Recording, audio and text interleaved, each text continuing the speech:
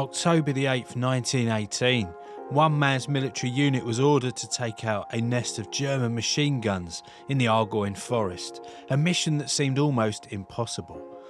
Amid heavy fire, this is the true story of Alvin York and how one man's life was thrown into the horrors of war. But before we explore today's story, this is Man Friday Fire Pit. If you like this content, please remember to like and subscribe to the channel. And if you have a story that needs to be heard here, maybe drop us a comment down below. In the rugged hills of Tennessee, Alvin York was born on December the 13th, 1887. Raised in the small town of Pall Mall, he was the third of 11 children, brought up on values of faith, hard work and community. York's humble beginnings shaped him into a man of strong principles and even stronger convictions. York's life wasn't easy. He grew up hunting to feed his family, farming the land and surviving on very little.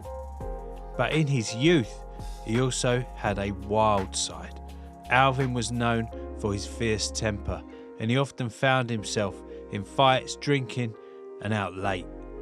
That changed one night when a personal tragedy, a newfound faith, led him to turn away from his reckless lifestyle.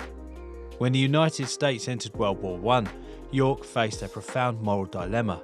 He'd embraced a pacifist belief through his church and initially claimed conscientious objector status, seeing the conflict as a violation of his faith. However, after deep contemplation and conversations with his pastor and commanding officers, he ultimately decided to go to war, believing he could still serve without compromising his values. On October the 8th, 1918, York's life and legacy changed forever. His unit was ordered to take out a nest of German machine guns in the Argonne forest, a mission that seemed almost impossible. Amid heavy machine gun fire, York's unit was quickly overwhelmed, and many of his comrades falling in the initial attack. But York pushed forward, taking command when all hope seemed lost. Armed with a rifle and a pistol, York single-handedly neutralised multiple machine gun nests, taking out over 20 German soldiers and capturing 132 more alive. His marksmanship, honed in the backwoods of Tennessee, and his courage in the face of overwhelming odds, turned the tide of the skirmish and saved countless lives. Upon returning to the United States, Alvin York was celebrated as a national hero, receiving the Medal of Honor and multiple other decorations.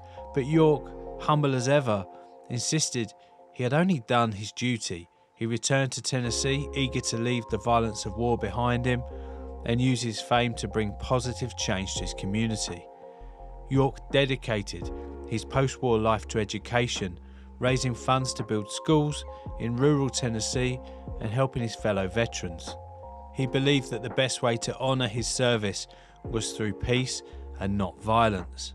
Alvin York passed away in 1964, but his legacy remained.